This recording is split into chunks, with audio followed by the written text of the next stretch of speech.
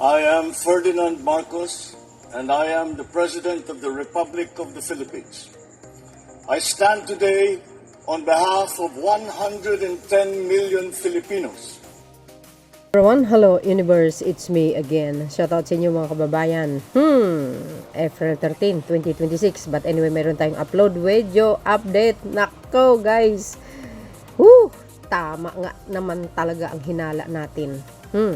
Sa mga nagdaan taon, tamang-tama talaga. Tingnan nyo mga kababayan ang lakas talaga ng natin. Kumbaga, yung pakiramdam natin, yung instinct natin sa mga galawan ng mga anti-Marcos. Sa totoo lang, lalo na po itong si Sara Duterte. Bakit kanyo? Tama yung hinala nyo. Bakit? May pinos dito si Atty. Carlo Banyes. Maganda ito guys pakinggan nyo to magkomento kayo kung anong masasabi nyo dito. Alam nyo, isa sa mga reason bakit nandito tayo sa social media, especially kami mga political content creators na pro-government, supporters ni Pangulong Marcos Jr. Mahalaga ito guys kasi nai-spread natin yung mga balita na hindi ka nais-nais at yung mga balita na magaganda sa Marcos administration. Ito, tingnan nyo basahin ko ito mga kababayan sabi dito mga beswa, sabi po dito ni Atty. Carlo Banyes, ayan, pinos niya ng 2 hours ago. Tingnan niyo ito, may kumakalat na handwriting letter from Ramel Madriaga. Alam nyo guys, si Mr. Madriaga, malalim ang mga tinatago niyan at mabibigat. Ito, at mabibigat ang mga nireveal dito. Kung totoo ang mga nakasulat dito, grabe ito. Ayon sa sulat, may plano na noon para patalsikin si BBM, isabotahe ang kanyang administrasyon, ipa-impeach siya, at sa worst case scenario, ipa-assassinate pa siya. You see, mga kababayan, di tama din ang hinala natin. Di ba? Nangyari na, di ba? Pina-impeach ang Pangulo. Di ba? Gumagamit sila ng ibang tao. Pero, iisa lang din ang grupo na yan. Pina-impeach ang Pangulo. Ano nangyari? Binasura ng House Committee on Justice. Wala nga. Because walang katotohanan yung mga bintang nila laban sa Pangulo. Black propaganda lang yun. Di ba? Nangyari na. Since pa. Kung ano ang mga paninira sa Pangulo. Di ba? Sa mga rally. Sa mga video, pulburong video, lahat. Pero, saludo din tayo sa majority ng mamayang Pilipino, hindi nila inadapt yung mga paninira laban sa Pangulong Marcos Jr. Kasi alam nila ang katotohanan.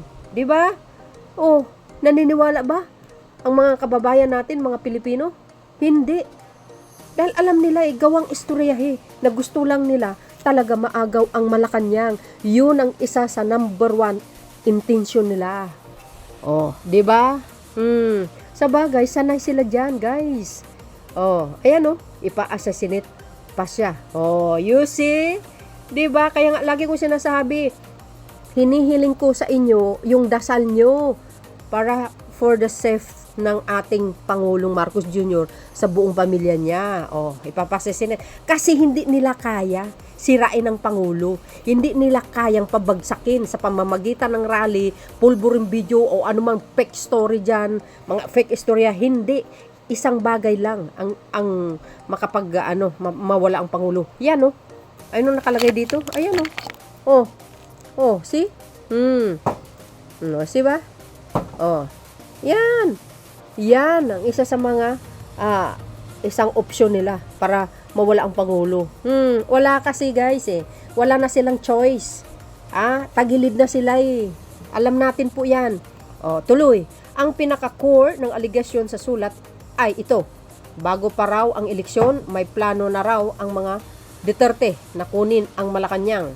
Ayon sa sulat, paupuin lang daw si BBM bilang presidente hanggang 2025. Tapos gagawa sila ng mga hakbang para mapalitan siya at si BP Sara ang pumalit bilang Pangulo. You see guys, matunog yung usap-usapan na yan. 'Di ba? Sinasabi nila sa social media, oh malapit na maupo si Sara Duterte. Nako, si PBBM pa kakalabanin nila. Nako, mas matalino naman di hamak si PBBM kaysa kay Sara Duterte. Oh, kaya ba nila? Kaya ba nila ang katauhan ni PBBM? Napakatalino yan. Plano nyo pa lang. Alam niya na ang maaari niyang gagawin. Totoo yun, guys. Totoo yun. Hindi sila talaga umubra sa mga rally nila. Palpak talaga. Rally nila, nilalangaw kaya. Hindi nyo ba nakita? Hindi nyo napansin? Nilalangaw. Ilan lang naman ang supporters nila eh. Kaya ngayon, hanggang ngayon, tingnan nyo, lumalabas ang mga fake story, may sakit daw ang Pangulo, nakaimlay daw ang Pangulo. Sus Mariusip. Kaya mahalaga itong ating content, guys, itong channel natin, to spread the good news, to spread sa mga kalukuhan ng mga anti-Marcos na yan, tulad nito. Tulad yan kay Sara Duterte, walang ginawa kundi manira ng manira. Atat na atat. Sabagay, sanay naman sila kumitil ng tao eh. 'Di ba? Tingnan nyo, yung ginawa niya. Live pa. International. Ipapatay niya ang Pangulo. True sa kanyang, hitman. Saan kayo niyan? Obvious ba? Sanay sila. Pero hindi kayo uubra kay PBBM. May mga plano raw na pahinain ang presidency ni PBBM, gigibain ang tiwala sa kanyang pamumuno, sisirain ang kanyang administrasyon at gagawa ng mga galaw na nagtutulak sa impeachment or tuluyang pagbagsak ng kanyang gobyerno. Nik-nik nyo, manigas kayo sa mga plano nyo, hindi kayo magtatagumpay. God is good all the time at protektado ng Diyos si PBBM. Hindi sa palaaway tulad ni Sara Duterte. Kaya nga mga kababayan, magiging mapanuri tayo sa mga binabasa natin, sa mga news na lumalabas. Pagdating sa mga side ng mga Duterte vloggers, ay naku po, mas maganda nyo, lagyan nyo na lang tae sa comment section nila. Pero ito ang pinakamabigat. Pinakamabigat talaga. Sa lahat, ayon sa sulat, kung hindi raw kusang bibitaw, si PBBM pwede raw gumamit ng mas marahas at mas delikadong paraan para mapaalis siya, kabilang ang salitang assassination. Yan! Assassinate. Ayan, assassination. Naks naman. Hindi lang iyon, may binabanggit pa ang sulat tungkol sa pagpatay sa ilang government official para raw magsimula ang kaguluhan, lumawak ang civil unrest at mabuo ang kondisyon para sa pagpapatalsik sa isang nakaupong Pangulo. Yan ay kung kaya nyo. Diba? Yan ay kung kaya nyo. Diba? Kaya-kaya nyo? Sus, hindi nyo kakayanin ang talino ni PBBM. Mark my word. Mamumurit kayo at maninigas kayo talaga. Kayong mga DDS. Masayang masaya kayo Wala, hindi kayo talaga magtatagumpay. Alam nyo mga kababayan, itong mga plano nila na ito, magre-reflect ito sa 2028. Tandaan nyo yan. Pag ito na-impeach, wala na. Pero I think God will make a way.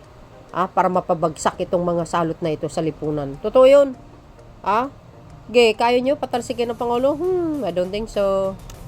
Maraming nagmamahal sa Pangulong Marcos Jr. Sa totoo lang.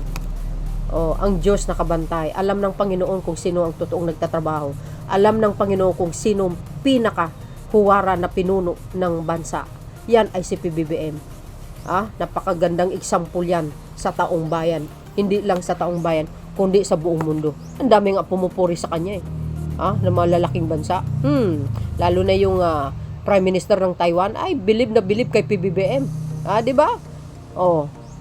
Kung umasta tong mga na ito si Sara Duterte, akala mo kung sino, 'di ba? Wala namang alam sa pamumuno. Anong alam niya sa pamumuno? Sige nga, anong alam niyan? Walang alam yan sa pamumuno. My goodness, kakahiya tayo. Babae ako pero sa totoo lang ayoko ng babaeng pangulo. Walang kwenta. Palpak yan, 2 babae na pero walang nangyari sa bansa. Umasinso ba ang bansa sa pamumuno ng mga nakaraan? Wala. Nga. Talamak ang korupsyon. Dekada na. Ngayon, si BBM ang sumalo. Ang akala makalusot sa Marcos administrasyon na yun. In-expose ng Pangulo, di nga. Grabe ang mga aligasyon na ito. Sa totoo lang, kung ibang tao ang inaakusahan dito, baka sabihin ko sobrang far-fetched nito. Parang gawa-gawang conspiracy, theory lang. Pero kapag tiningnan mo ang mga naging kilos ng mga pahayag at mga pangyayari nitong mga nakaraang mga taon, hindi mo pwedeng basta-basta i-dismiss ang possibility na totoo ang mga nakasulat dito. You see, guys? Because Madriaga still sa side ni Sara that time. Kaya alam na alam niya ang galaw nila. Kaya abangan natin bukas, guys, ang pagsala niya sa House Committee on Justice. Sa impeachment trial ni Sara Garutay.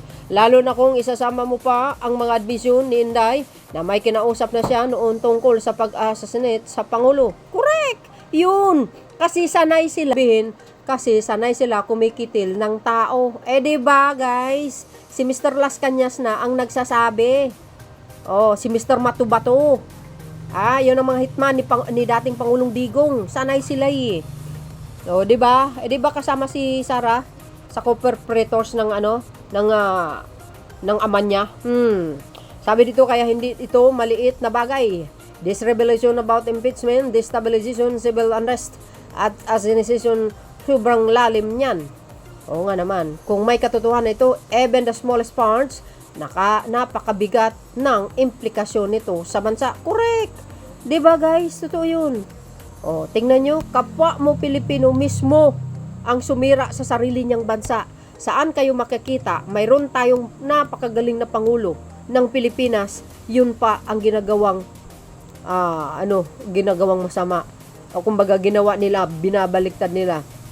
Ibig sabihin, ang ginagawa nila, binabaliktad nila na ang Pangulo ang masama, tapos si Sara Duterte ang tama. 'Di ba? Kasi may tama sa utak kung makapagsalita, kala mo nakabatak 'di ba? Tsaka kayo makakita, mayroon tayong pinakamagaling na Pangulo sa kasaysayan, tapos sinisiraan nyo. Wow! Bakit? Kailan ba umasinso? Umasinso ba ang Pilipinas nung si Digong ang namuno? Wala! Talamak ang korupsyon. Talamak ang mga kontrabando. Labas-masok. Ay, nako. Ayan yung salaysay niya, mga kababayan. Hindi na natin basahin. Ang importante, abangan natin bukas ang kanyang mga salaysay na talagang pupukaw sa buong mundo. Di ba? Sa mga testimonya ni Madriaga. Ako, guys, parang nakikita ko, may matatanggal talaga. Tingnan nyo, guys, kung ano magagawa ng Marcos administration sa panahon ngayon. Yan. Kayo, mga kababayan, anong masasabi nyo dito sa salaysay ni Mr. Madriaga? Kaya nga, dapat talagang safe na safe. Kumbaga, safety ang pagkatao niya, bantay sarado dapat. Kaya muntik nga siya nakitil dahil nga dyan sa pagtitestify niya Ganun sila. Pag hindi nila makuha ang gusto, kitil ka agad. Di ba? Obvious na obvious itong mga nakaraang mga taon. Tumunog ang destabilisasyon. Di ba? Totoo. Mismo kapatid niya pa, nasarali ng INC. Part ng destab yun. Dami. Ngayon, ito na naman. Hindi hihinto mga yan. Abangan nyo ang mga susunod na mga istoryahe na ilalabas ng mga kampo na ito. Na palabasin ng Pangulo, may kabit.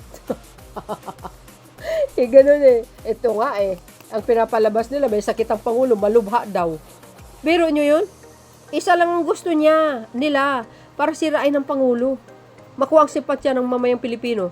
Kaso, ang masaklap, hindi nga naniniwala ang sambayan ng Pilipino sa mga istoryahe at gagawang istorya ng mga Duterte. Di ba, guys? Wala. Nga. Kaya pagdasal natin ang ating bansa na sana matanggal ang lahat ng mga salot. Di ba? At maging maayos. In fairness naman kay PBBM, guys, napakagaling na Pangulo. To the rescue kaagad sa mga problema. Si Sara, wala. Nga. Puro dada ng dada. Laging priskon ng priskon. Puro nalong ginagawa niya. Walang lumabas na bunganga niya, kundi si PBBM. Hindi kayo naloka. Nakakahiya talaga siya. Sa bagay, si PBBM, wala namang vice-presidente. Nagtatrabaho mag-isa. Kasama yung mga gabinete niya. Di ba? Yan lang ang mas support natin sa kanya. is to pakalat itong mga balita na ito na hindi kayo kanais-nais at nang sa ganun, malaman ng sambayan ng Pilipino kung kaano ito si Sara Duterte, kaitim ang budki. Sorry to say, pero grabe, hindi na maganda yung mga pinagagawa nila sa Pangulo. Ayan ma-source natin si Attorney Carlos Bañez, guys shout out kay Attorney Carlos Bañez. Alam niyo naman tayo pagdating sa ganito, natural mag-react tayo. Hindi maganda yung ganito, guys, no? Sana suportahan na lang natin ang administrasyon para lahat tayo guminhawa kahit papano magtutulungan at magkaisa. Kaso yung iba gusto talagang makaupo. Kasi mga yan, pag nakupo sa Malacanang, balik na naman tayo sa hindi maganda, kawawang Pilipinas. Baka gusto nyong mas malala pa sa ginawa ng ama niya. Kaya nga nakulong dyan pa lang nakita nyo, kung magaling mamuno si Duterte, bakit siya nakulong? Sige nga. Ang isang pinakamagaling na pangulo, yung hindi nakukulong. Ganun lang yun, guys. Simple lang. So yun, mga kababayan, anong masasabi nyo? Well, ako, ipagdasal na lang natin ang ating mahal na pangulo sa kanyang kaligtasan. Of course, ang pagbaba ng mga langis. But anyway, mayroon naman solusyon dyan. Sinabi ng Pangulo, mayroon tayong video, sinabi niya nga, may rollback. Malaking rollback ng diesel. O diba? Laking tulong yung guys So yun mga kababayan, maraming salamat sa inyong watching. Follow me and likes. Don't forget to hit the button bell palagi kay update sa aking mga upload videos, guys. Salamat sa inyo. Bye bye bye and babus. God bless Philippines. There's more.